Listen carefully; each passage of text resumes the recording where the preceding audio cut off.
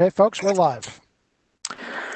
All right. Good evening, everyone. Welcome to a working meeting of the City Council. So this is just you getting to listen in on our conversations about some city business.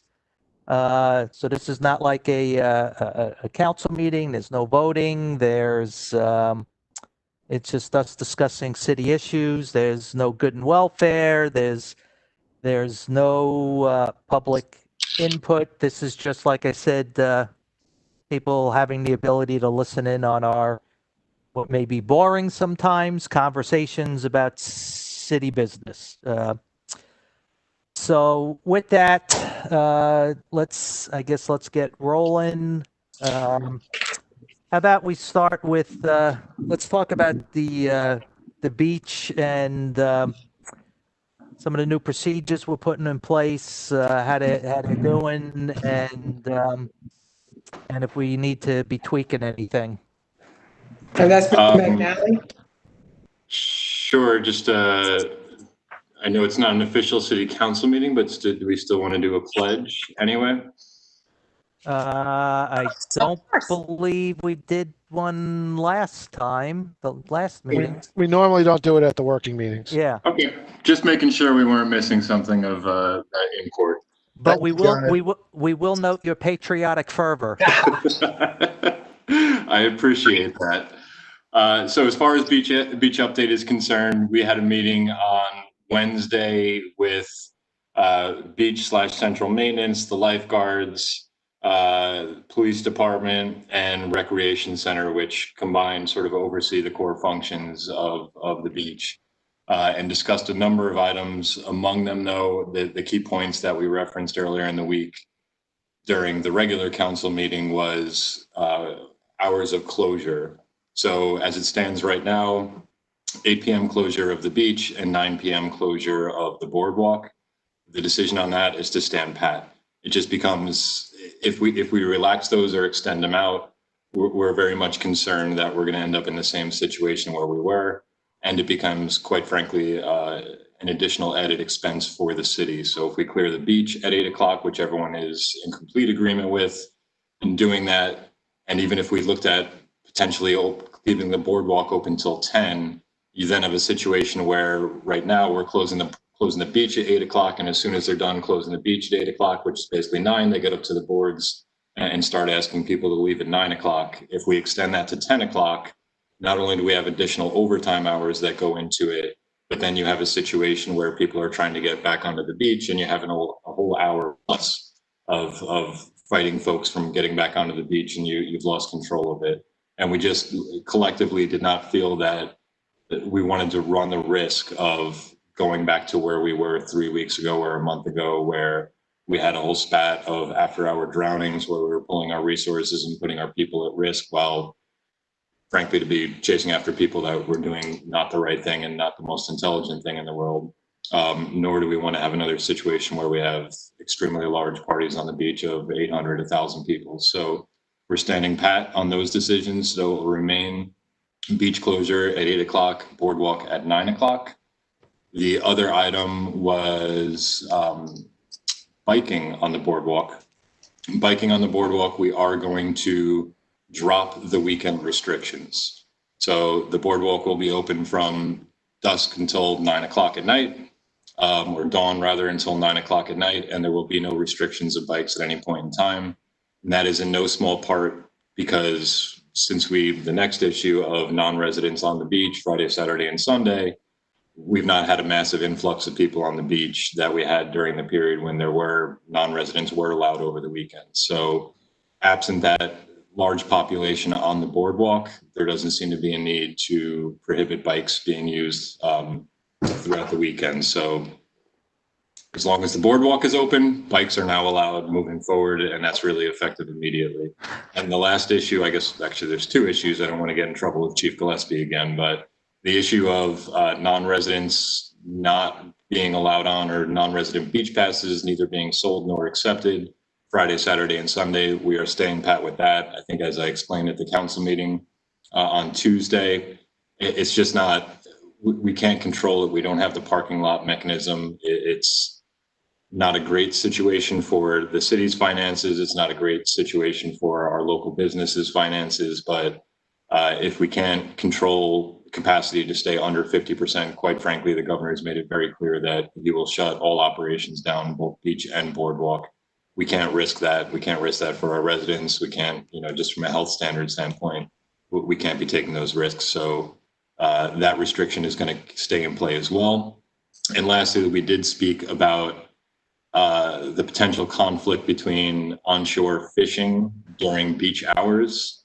And really that stems from the recent spat of not just individuals getting hooks in them as they come offline, but also the increase or the perceived increase in shark sightings that we've had as of late. We have an inclination and we have secondhand sort of confirmation that fishers are coming out late at night to do chums off the jetties or early in the morning before our crews come on in order to attract fish to make it easier. And those fish and that chum is obviously potentially attracting sharks as well. So Chief Gillespie, if we catch anybody out there on hours, they are subject to the same fines that would be subject to anybody who's on the beach after 8 o'clock at night. That's a summons of up to $500. And Chief Gillespie is also now going to be making it part of his mission in life to go around to every fisher on the beach saying that they are caught doing that, they will be paying the consequences. So I think those are the four major issues that were at play, and that's where we stand.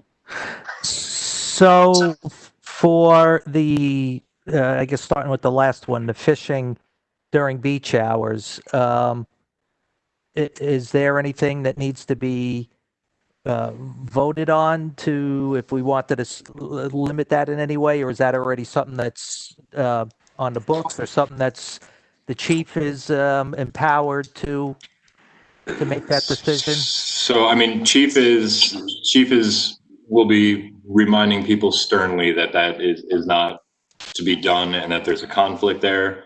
We have, if you're not supposed to be on the beach after 8 o'clock at night, no matter what, if somebody is out there chumming after 8 o'clock at night, they just per the prohibition of the beach, they can be issued a summons. I defer to Simone, or I could follow up with Commissioner Ragone to see if there is anything on the books that makes chumming off the shore potentially illegal. That I'm not quite sure about. Well, I didn't mean the chumming, but I was referring to the fishing during swimming hours. Is there a conflict? Right, it's because didn't the other day somebody caught a shark? Kind of everybody gawked at it at the beach, and then they kind of threw it right back in. There is nothing currently illegal about fishing from the shoreline. Even in swimming hours? Correct. Okay. Chief Gillespie wants to talk to the fishermen out there before we move forward and putting it out there and having you vote on it that we're going to prohibit it. And so he asks that we wait. I mean, because my understanding is that there was some issues with some kids or something, got hooks stuck in them. Which was that another is correct. That is correct, and impetus. that's correct, and that's not necessarily anything new, but it is an issue that we're obviously concerned about and would be part of the equation in thinking through what we do or do not do with this moving forward. Oh, okay. Okay. Anybody else got any questions? Speak up. I'm just looking at my notes here. Wow. I just have, John McNally, one possible recommendation. The area on National Boulevard and the Boardwalk Marvell opened new, and I hope they have great business. Every time I go by it, there's a lot of people. Just, I guess, weekends and or nights in the National Boulevard, Edwards Boulevard area, if the specials could take, special attention, because I've noticed a couple of, when the lines are forming, the lines sometimes may go into the bike lane where they really should run parallel to the boardwalk railing. Okay, we'll pass that along to both the owner of Marvell and our police commissioner to relay to the specials. Thank you. Yeah, that just reminded me, one other thing that we got some emails about the, I guess the boardwalk right in front of Marvell, that I guess people are eating there and kids are being kids and dropping cones and stuff, and the boardwalk's getting sticky and dirty, and is that something Marvell is supposed to take care of? Yeah, absolutely. Then they have purchased a power washer. Okay. But need to be working out a system to make sure that that's addressed. Okay, so they'll clean that. All right. We need to just stay on top of them for that. All right. Taking, so this weekend, people will be bike on boardwalks this weekend. Yes, sir. Okay. All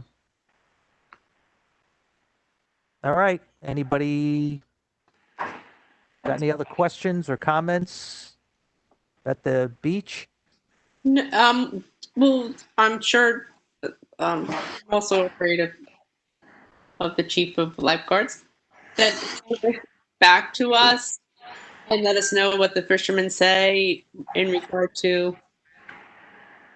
Yeah, I mean, absolutely. We're in contact, with most of the department heads, but also Chief Gillespie multiple times a day. And we make a point of having beach follow-up meetings at least once a week as well. So he'll report back to us, whether it be when we're on the beach with him over the weekend. Don and I both go on patrols with him, as do we know a number of council members do. Or just checking at the lifeguard shack, or, we'll speak with Chief about it and make sure that we get his feedback. Thank you. Of course. All right. Anyone else or? So can that piggyback on my concern and others' concerns with jumping onto our lifeguards having to save people after hours? Stick with beach topics? Yeah, I guess we can, since we're on that. Yeah. I mean, I guess this has come up of, I mean, we're getting a little bit of help now. Year. What's that? It comes up every year. We all say, not we, but majority of residents say, why can't we find the people that our lifeguards have to save for when they're drunk and disorderly, like the woman a couple of weeks ago that told the lifeguard to go and then went in the water anyway. Like, So there's been a couple of questions that the council has thrown towards staff in the last few days. And it's chiefly can we issue summonses for people that go in the water after hours? And the answer is an absolute, clear, unequivocal yes. That's one of the things that fall into that bank of summons of up to $500. I cannot speak to how that has been enforced in the past, but Commissioner Ragona has been steadfast in that will be, since we put into play the other regulations and the other procedures of closing the beach at 8 o'clock, he has remained steadfast that will be strictly enforced. So if there is somebody caught out there after 8 o'clock, rescue or non-rescue, it will get enforced. I think the other end of that question is, can we additionally also seek to recoup the cost of services that were employed in rescuing a particular individual? And I don't know that at this stage of the game we have an exact answer for that. That's something that's going to require a little bit more research if the council would like us to pursue it. John, what I'm proposing from the email I sent earlier this week on 2 different issues, I think if our first responders have to go in after beach hours and the city incurs overtime, in addition to the health and safety risks to our first responders, anyone who is disobeying our laws and rules should have to pay any and all overtime costs, including but not limited to, if the next day we have a lifeguard who's off duty, who has to go in and make a save on Tuesday night, and then he can't or she can't go to work on Wednesday and we have to incur overtime, that should also be passed over to the person who caused this, these expenses. I think we should look into doing that as an extra deterrent. The one thing I would suggest, if there's a way to do this, that it's not connected to the $500 fine, the two should be separate and apart, almost akin to what we do with zombie homes. If we have to go in and mow someone's lawn because they're not keeping up their residence to our code, that's something that becomes, I think, a lien against the property. Passes outside of the court system. I think here, our overtime costs shouldn't be associated with the $500 fine. It should be an automatic surcharge, whether or not they're found, guilty that they went in after hours. That's something for the courts and the police. But if our staff has to go in and we have to intervene and we incur costs, and again, it's a safety risk to our first responders, that should be passed along to the people that went in after hours and are breaking our ordinances and rules. I would like to see what other shoreline communities do, because I'm not really a fan of billing back, because it ends up being more work for Ina and her team than the intended result. So I'd rather find people $2,000 or $5,000 if they go in after hours, flat fee, a flat fine, because that really sends the message that we will not tolerate it, and we can't be spending our time, like I said, counting up hours and billing them.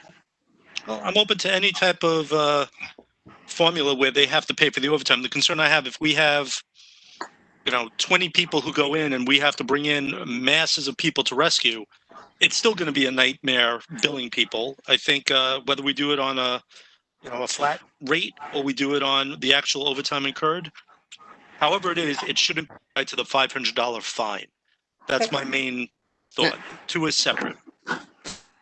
Yeah, and then there's a little bit of a double-edged sword to keep in mind too, is that when the beach closes and before 8 o'clock is often the time that the surfers are going in, because they can't surf during the swimming hours unless they go to the surfing beach.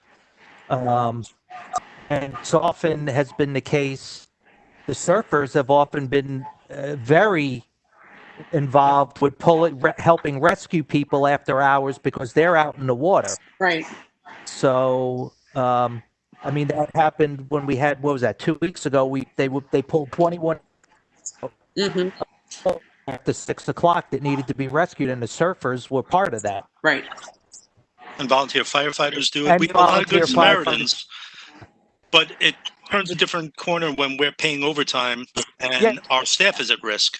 Volunteer and Good Samaritan are great, and I encourage that, but we have a staff and we have first responders that pretty much put their lives in risk, and they go in, and that's who we have control over. The volunteers, we don't necessarily. So I don't think it's really fair that the residents have to foot the bill for the overtime because somebody decides they're going in at 8 o'clock to swim because they're the exception to the rule.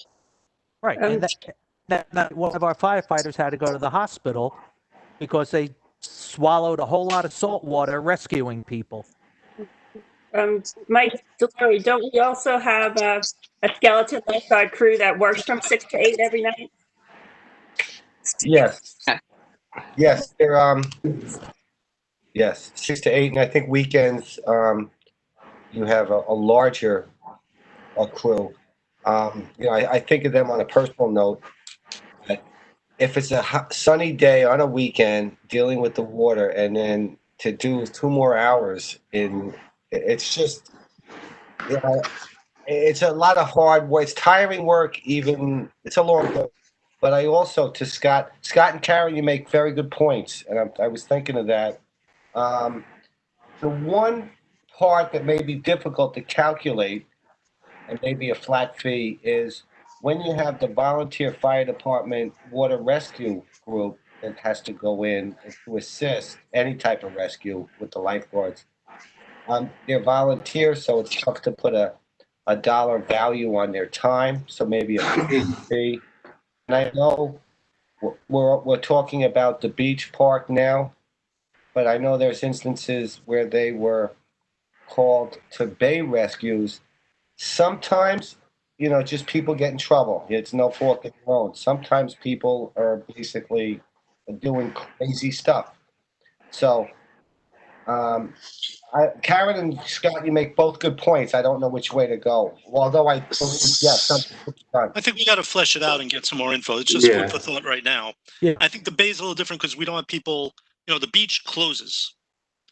Right. Bay, I think, it's a little bit different conversation, but I think there's just food for thought so we can flesh it out and see what other jurisdictions do and maybe get a scale of what, if we have repeat offenders. My main thing is there should be something on the books and it should not be tied to that $500 fine, which is more of a violation or, more of a court appearance. It should be something administratively. Okay, staff will track it We'll look down. into it. Thank you. And get back to you. Thank you. Okay. Anybody else got anything on this topic?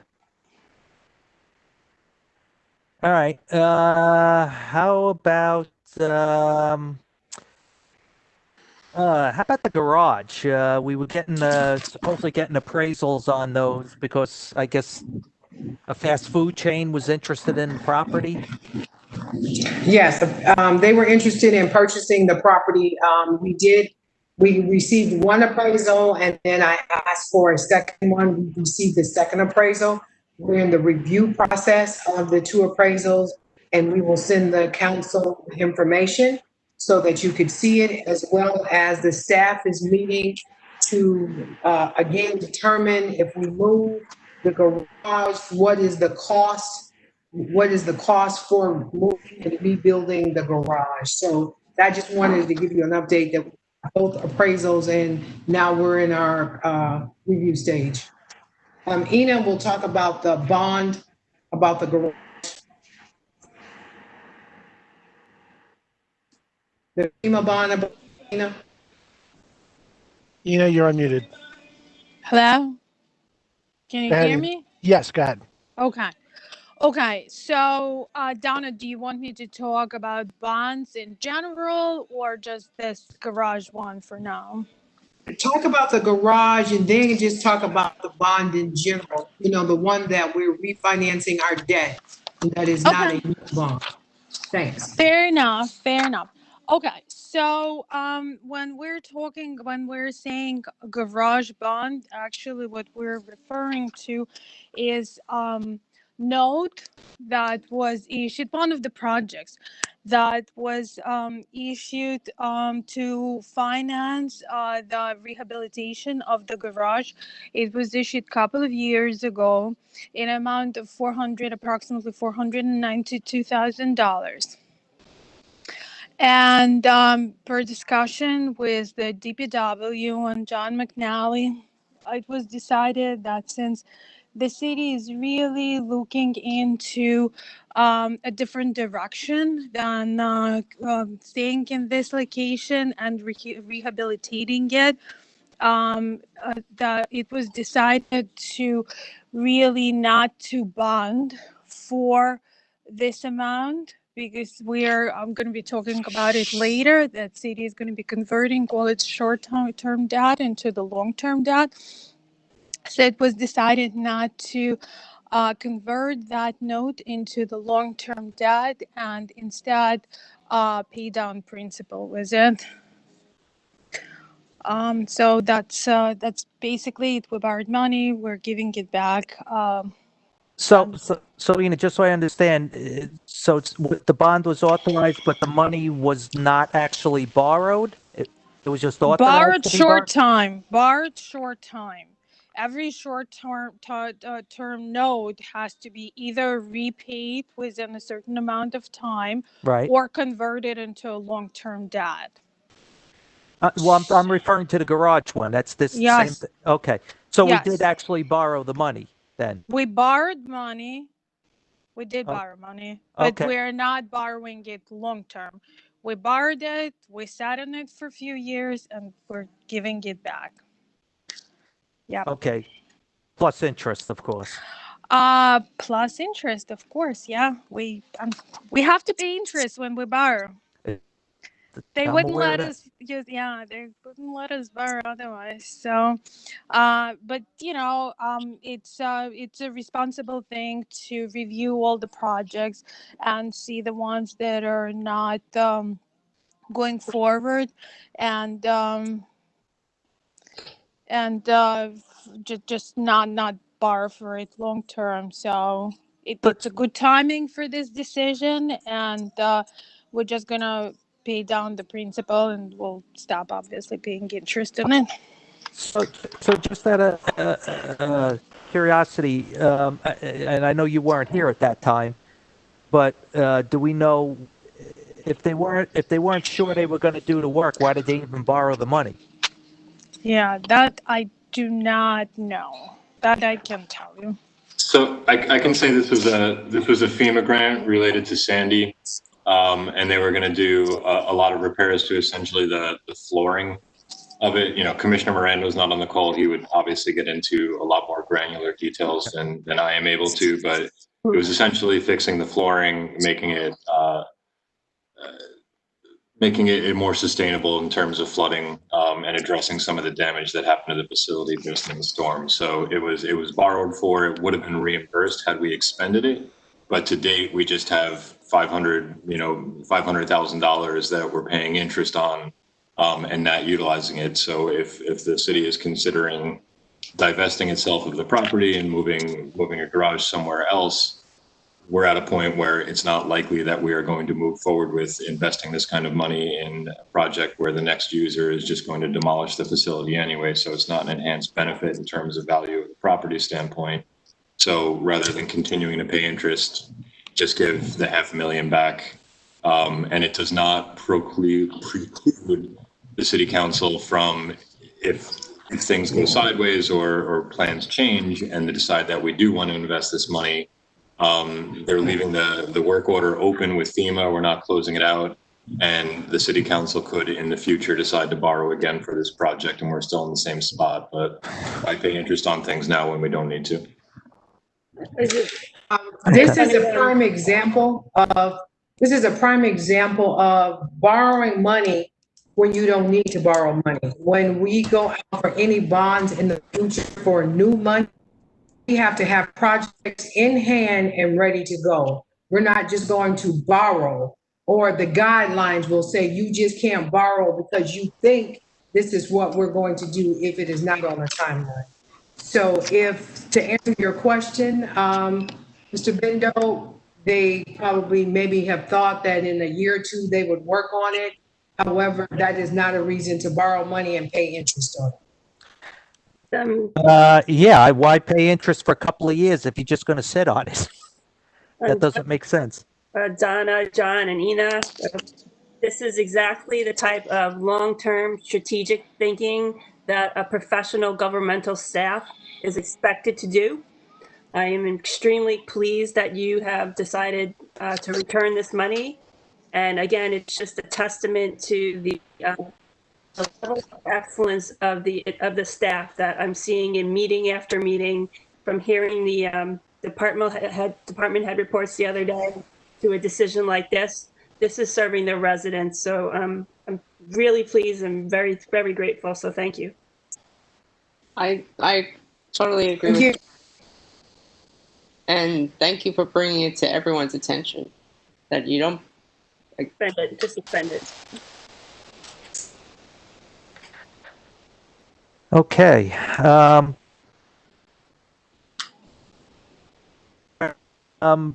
I guess related to, well, I guess there's really nothing to talk about if you're going to move the garage and all that. There's just, that's pure conceptual right now. So I guess there's really not much to talk about there. All right. Anybody have anything else on this one, or? No. All right. How about, I guess there was a meeting Monday regarding the MLK Center between some staff and the board, and I think a council member participated. Any update on that? How that went? Yes, I can just comment on that a bit. Yes, we had a very nice and I think very productive meeting with the board of the MLK Center Inc., which is the not-for-profit that is currently utilizing space in the North Park Community Center. I was on the call as well as John McNally and Vice President McGinnis and Councilwoman Treston. We discussed basically moving forward plans for the center. They're, getting us basically coming up to date with their programming schedules, certain requirements that they're supposed to be fulfilling with us regarding, basically just telling us what's going on in the center, giving us their programming, their scheduling, making sure that we are able to move toward reopening the building because it has been closed due to COVID.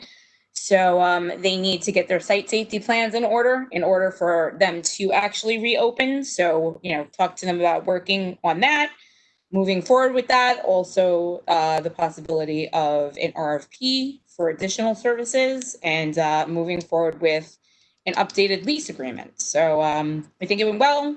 We agreed that we would meet regularly and try to do that every other week or every couple of weeks to move forward. So. And just so everyone knows, everyone that is in the city needs an opening plan. The ice arena, the Magnolia Center would underneath the governor's orders. That's all. Okay, and I think obviously one of the thing is we want to make sure when the building is reopened, it's fully utilized and we're providing as many services as possible to the community. So we need to look at what we need to do to make sure that happens. Getting back to I guess the new normal. All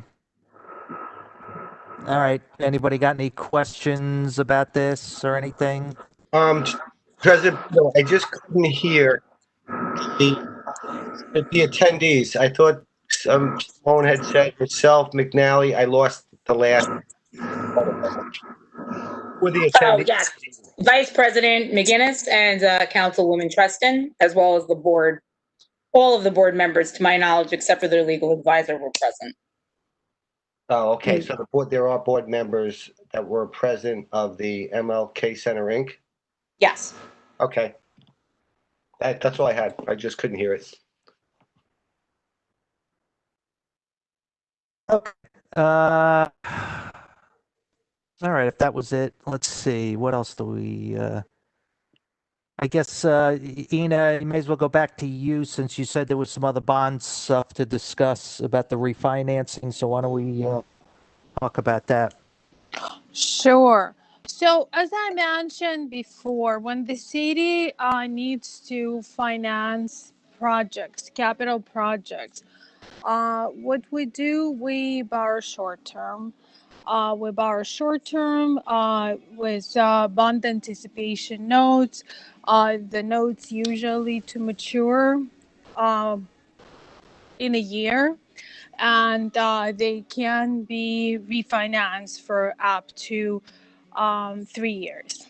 So as of now, August, the city did not go to market to refinance any of its short-term debt and to convert the notes into the bonds.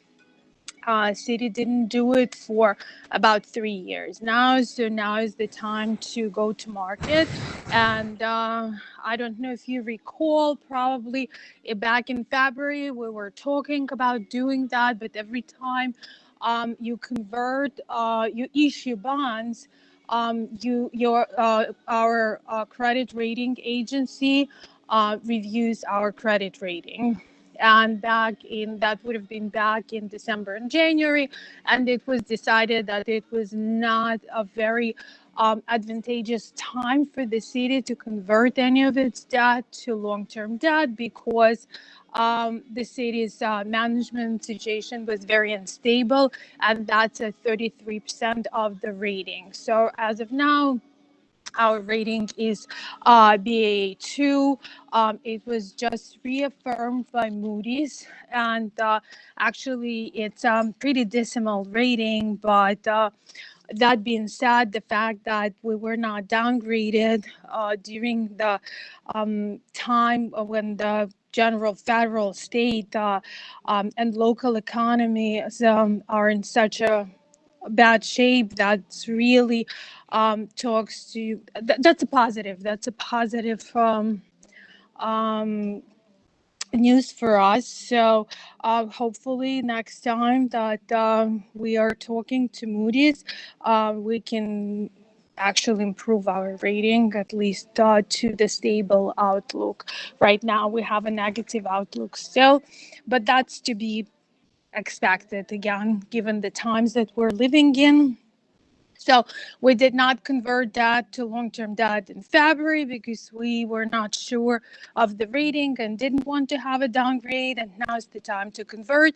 And on August 20th, the city is going to sell $40,838,000 of non-taxable bonds and $2,316,000 of taxable debt. Again, this is an accumulation of multiple years worth of issuance of notes. It's not something that that's the only new piece of debt that we're issuing this time around is very minimal. It's $2.5 million, and that's really I'm relatively new to the city, but looking through the issuances of the debt, I do not really recall to have an issuance of new money, what they call new money, of less than $7 million.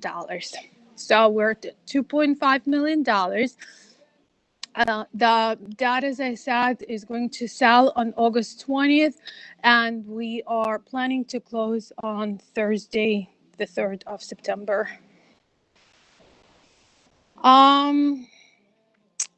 A lot of projects included in the old money, the ones that we're refinancing. It's a lot of old projects. Some of them are completed, some of them are ongoing. It's about 153 projects. I actually sat down with the department manager that's responsible for each and one of those projects, and we discussed the status of the project, when it's going to be completed, and the amount of money that's needed through the completion. And on every single project that does not need amounts that were borrowed for it short term, we are returning this money and paying down principal with it and not borrowing long term. I don't obviously know any details. Until bonds sell, we would know the rate. But they're to start maturing in 2021, in September 2021. And the $40 million non-taxable piece is a serial bond scheduled to mature every year through 2035. And the taxable piece is to start maturing in 2021, and the last payment will be made in 2027. And I think that that's about it. If you have any questions, I'll be more than happy to answer. I guess I'll start. Interest rates for converting the bands to the bonds. Are the interest rates comparable, or is there? I understand it'll be whatever the rates are the day that the bond is actually put up for sale. But I'm just saying, do bands tend, because they're short term, tend to be higher, lower, or the bands and the bonds normally in the same ballpark? Bands are generally higher. Bands are generally higher. Okay. Yeah. And I guess my other one, now you were saying this was like 153 projects because it was Yes. mostly capital. Um, Yes.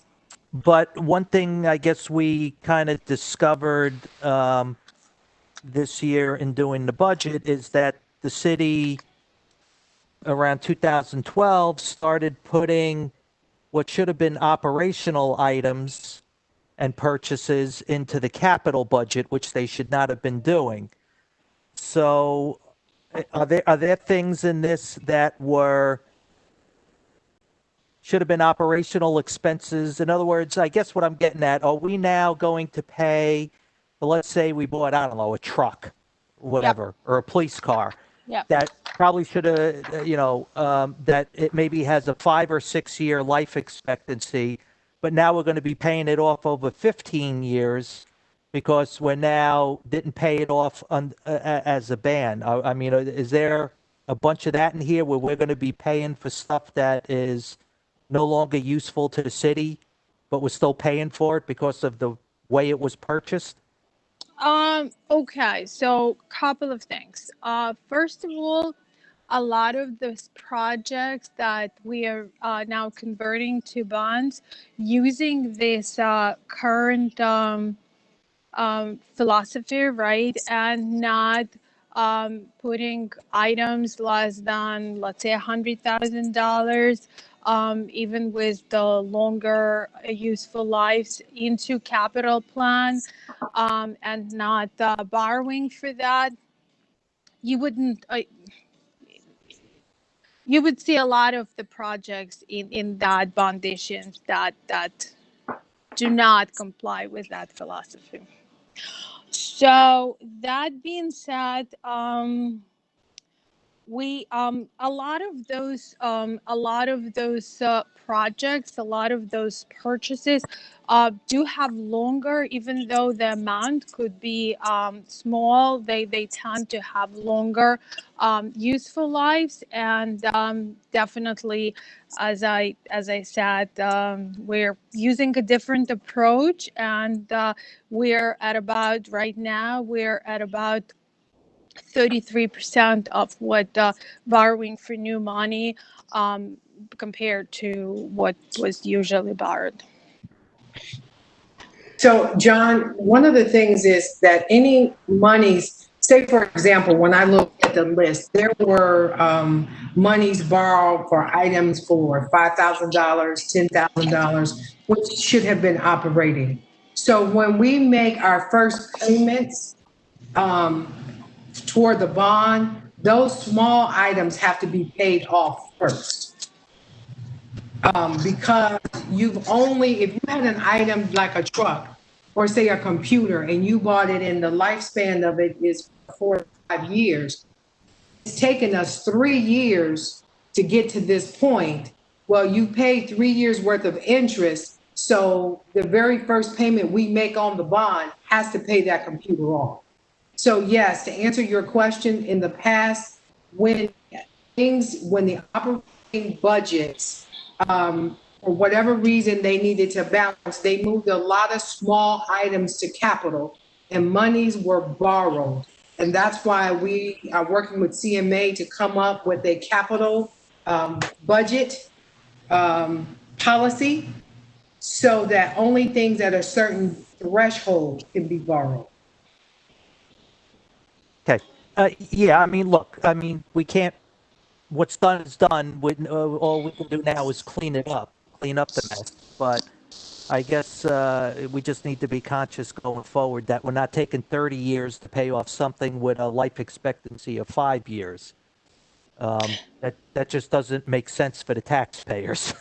Yeah, the markets would actually, like Donna said, would not allow us to do that. So the bonds are serial in a way that we pay the portion that's due for those items with the shorter useful lives in the first couple of years of the bond being outstanding. Oh, and obviously for something like the new water tower, that makes perfect sense. That thing's going to last, 80 years. So that's a different story. But yeah. Yeah, Yeah, we we should- have anywhere from $2 million project to $12,000 projects. Right. I guess the point is Yeah. our kids shouldn't be paying for something that's been sitting in a scrap heap for 10 years. No, but something like a water tower, like you said, that would cost the city many millions of dollars. That's obviously there is no other way to achieve it than to borrow for it, and that's justified by the fact that something like that will be in existence many years after it's erected. Okay. Do we expect that the refinancing is going to impact our debt service in any way, or it's just going to stay about the same? It's going to probably be lower than it was in the last couple of years. Because, like I said, we're hoping for better rates on one hand, and on another hand, there is another caveat to that. Every time those notes were coming due in a year, a city was obligated to pay out of general fund to pay a certain amount on each project out of its general fund. So yeah, we're expecting that debt service to, again, it all depends on the interest, and Sure. the markets are volatile, but it would be a positive impact on the city's finances. Okay. Sorry, I've been monopolizing this. Anyone else have any questions? Yes, who is the city treasurer that's going to sign off on this issuance? The city treasurer right now is David Frazier. So he will be on the bond issue, his name and signature, right? He is the city treasurer as of now, yes. Okay. And then we had borrowed, what was it, 4.2 million at the beginning of this fiscal year? At the very end, in May of 2020, we closed on May 27th. Yes. So that affects this current fiscal year in terms of operating costs. Is that correct? No? That is a deficiency note. The way that they're built is because we closed that note a day after the new budget was adopted, which was May 26th of 2020.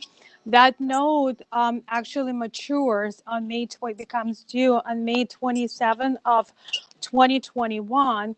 But because it was done during this after the budget was adopted, we actually have one more year to pay for it. So there was no provisions made in this budget for the repayment of this note, and the plans are to refinance. So basically that is a short-term debt, and we are not including that in this bond issue. We're not rolling that into long-term debt yet? No, something like that you cannot roll into the long term, no. So that means in 2022, we have to budget for it, Okay. Yes. right? So Yes. we're in the hole for next year already, 4 million. 4.25, yes. So, excuse me, but some of that was due to basically it was the shortfall COVID generated late in the year too.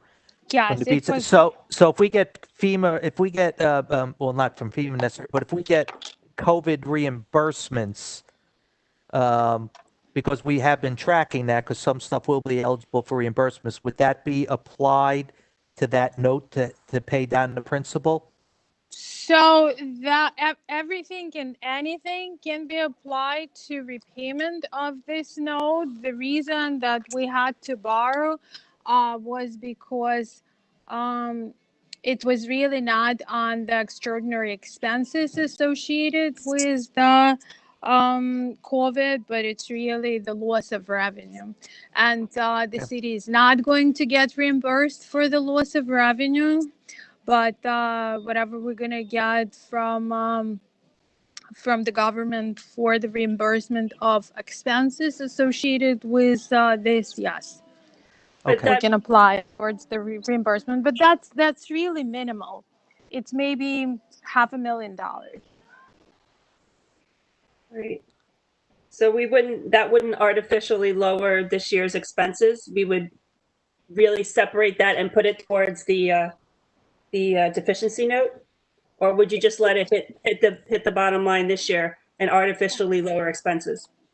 So when we're going to receive the reimbursement, it actually will be recorded as a revenue, and we will see how the city is doing towards because that deficiency note, we have no penalty for early payments. We can make as many early payments as we want or need.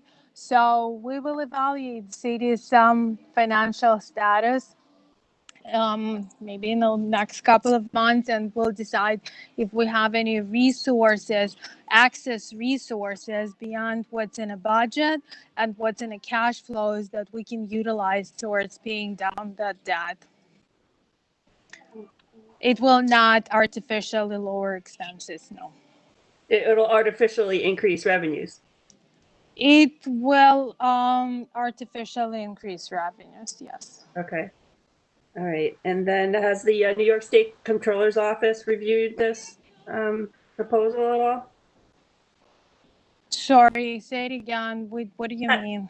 Has the New York State Comptroller's Office reviewed this proposal at all, since they're monitoring us? Yes, yes.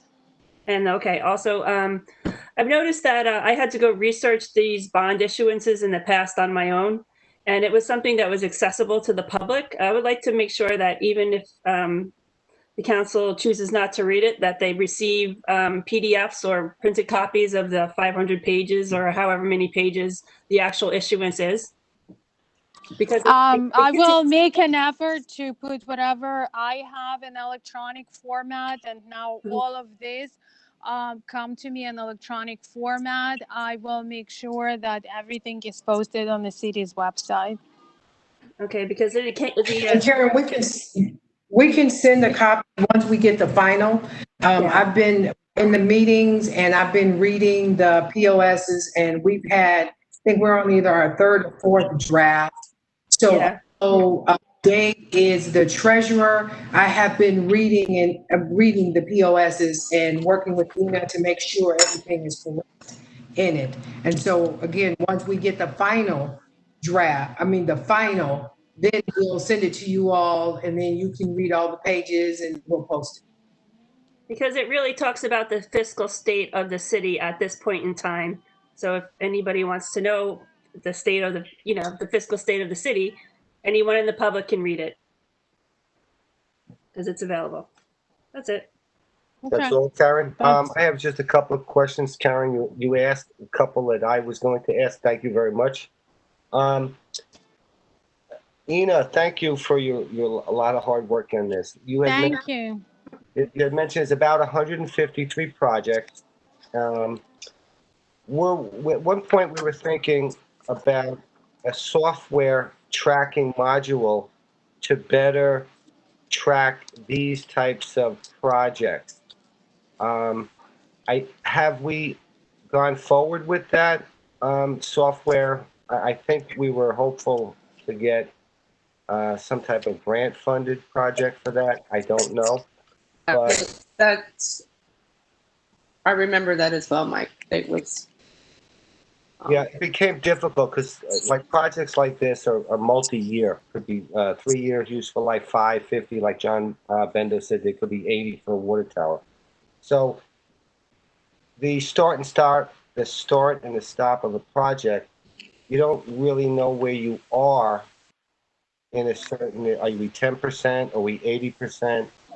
And I thought that the software would be an excellent idea to make Ina's life and everybody else who has to deal with these type of issues much easier. And then they hopefully could press a button if the council member asks, you'll know where we are at a certain point.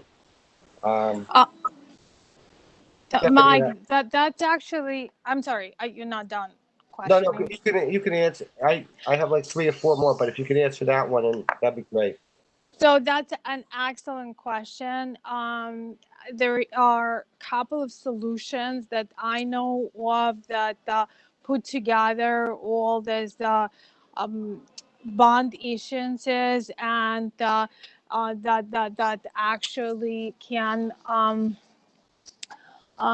actually can generate reports and have fields to input information that's specific to the bond issuances that right now our GL system doesn't have that. So I know of solutions of the software that specifically designed for this purposes. Right. And it would be absolutely amazing for the city to have it. That would allow us whatever takes me hours to get to the reports, and that then we're talking about many millions of dollars in many different projects. And I have to use Excel for these purposes, and then obviously because Excel is a very powerful and great product, but it does not allow for the audit trail, and actually there is no checks and balances built into Excel. So I have to run it and then check myself and then recheck myself, and then obviously we're working with the CMA, and they are looking at it with the second pair of eyes, but it'd be amazing to have a solution like that. They're generally not very expensive, and hopefully we can talk about it with the next year budget. Yeah, no, I would fully support that. I was hopeful that, and Donna, this was before you became involved in the city. I think we had met maybe early January, but I know it's a time saver, both labor costs, and it's also something that is good for the DPW and any kind of management. So I'll move forward on my next topic. Karen, you had asked about the borrowing. Ina, you answered it on May 21st, the budget year. You explain that. Part of the reason that we borrowed the $4 million in the quarter in May, because we were expecting a large amount of money from state aid in, I think, June, which we didn't get, and the beach closing and the revenue and things like that. So, when do you think, since we were projecting a loss, or Donna, either or Donna, where we may have somewhat close to actual numbers for closing of the fiscal year? Okay. I'm gonna start answering, and then Donna can add to it. You don't So have to answer exact numbers. You could just be like yeah. approximate. I understand. So there are a couple of the obviously this is non-exchange kind of an environment, right? Non-exchange in terms of it's not something like a for-profit company would sell cars and know how much money they're expecting to get and accrue expenses accordingly. We a large portion of our revenues come from sales tax, and the last payment of the sales tax that pertains to fiscal 2020 is not going to be received until October. So technically, the final numbers are not just for that reason, right? We will not know until October. Okay. Another piece of it that's pretty material is we did not receive, as you mentioned, the state aid per capita. We had budgeted $3.2 million, but we received $600,000 less than that. So the fate of this $600,000, I'm not sure we know how to treat it at this point, because the without the legal action by the state legislature, this amount that we were supposed to receive cannot really be lowered. So it will be like give and take of about a couple of months until we're done. But for the most part, we should have a good idea where we are at and be able to identify those items that are still in gray because of the timing. Right, right. And well, thank you for that, because that's what I Sure. recalled. And those are, even though it's 1 or 2 items, those are 1 or 2 very large items. Material, yes. Yeah. I think that's all my questions. Thank you, Ina. Sure.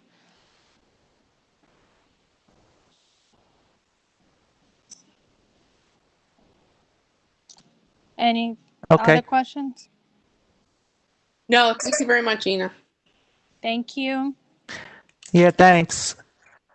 How about there was an idea floated about people that are improperly disposing of their masks and gloves. I think anybody that's been out walking around, seen some people, especially the disposable ones, are throwing them on the ground.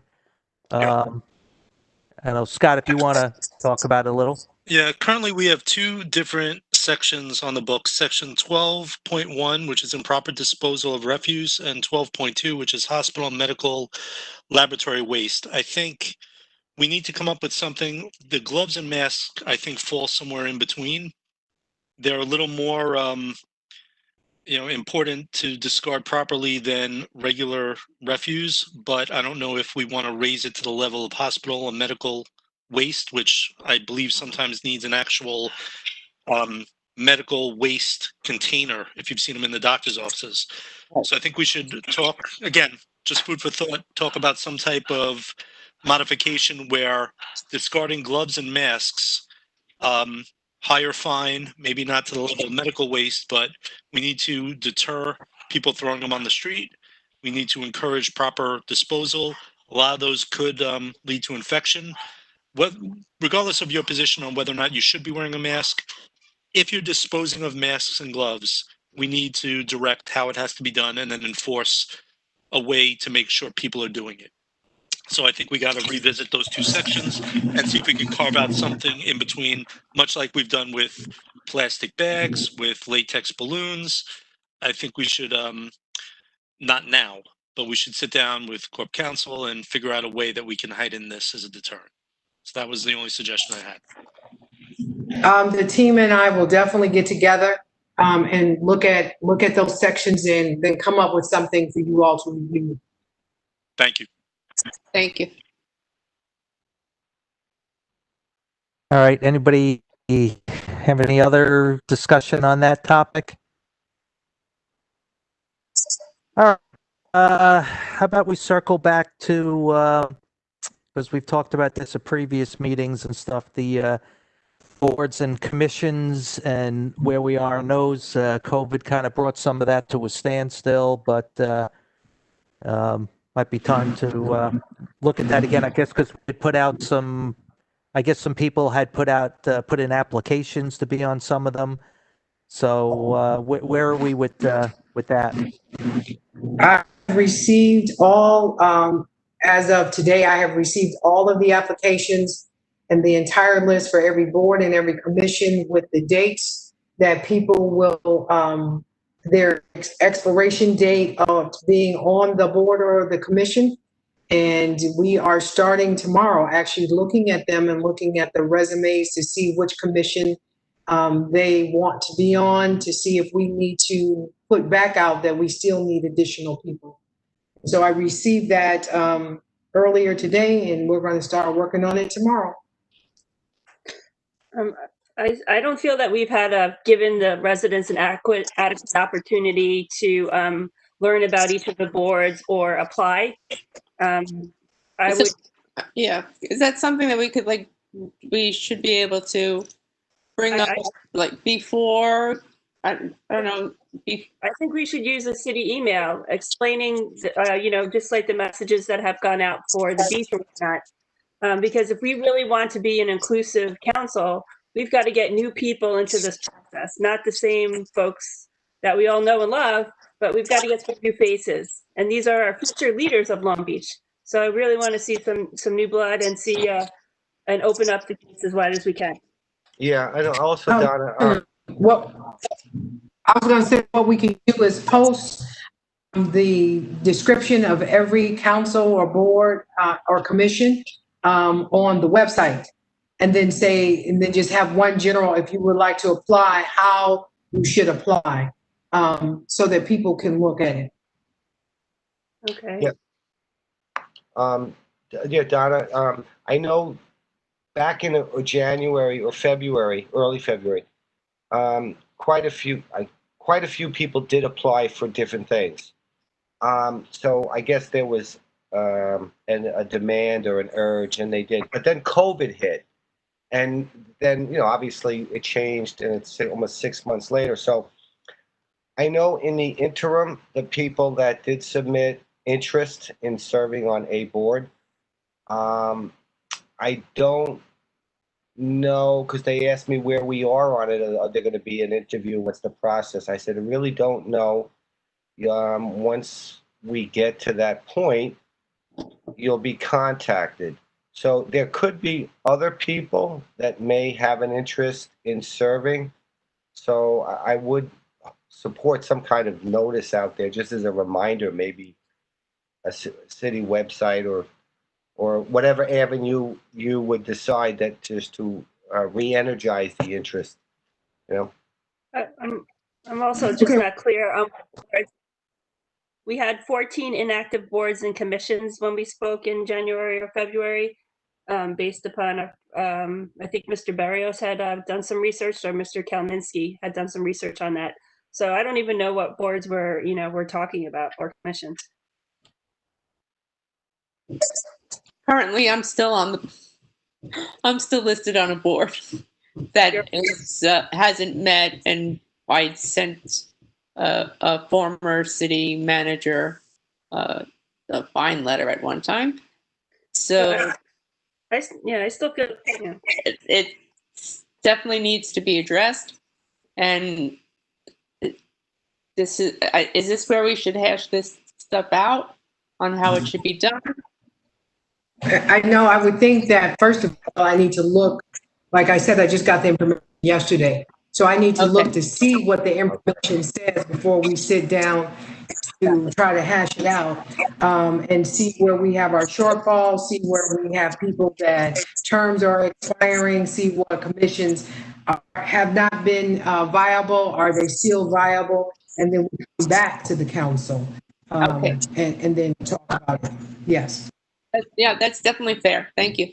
Yeah, I would prefer one more conversation with the council before we reach out to any potential applicants, because I'm just not confident in everything that everything that's going on here. Fair enough.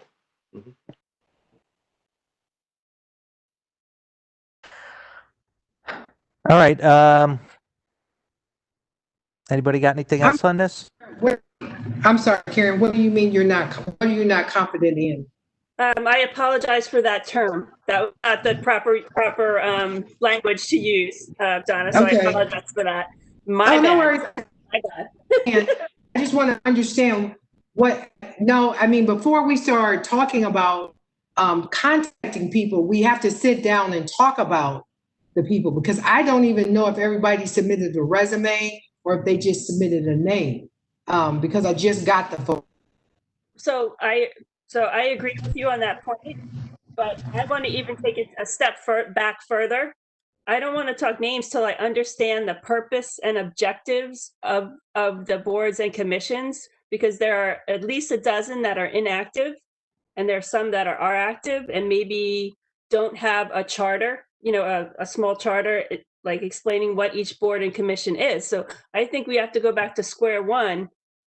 Look at the city charter, see what the boards are, see what boards we want, see what the objectives of the board, and each board or commission needs its own one-page charter about what its responsibilities are. We need to get that all together. Some are going to be more complete than others right now, and then we can talk about the actual people we want on these boards and commissions, or the applicants. Because we have like an aviation board, there's all these, public safety board, we I understand what you're actually have- saying. Now, actually, some of the boards that are inactive, that's the process we have to take. The boards that are active and they have expiring, those will be pushed to those we will discuss before we get to the inactive boards. Right, okay. So it'll be a multi-phase approach. Yes, thank you. Yes. That makes, thank you for the clarification.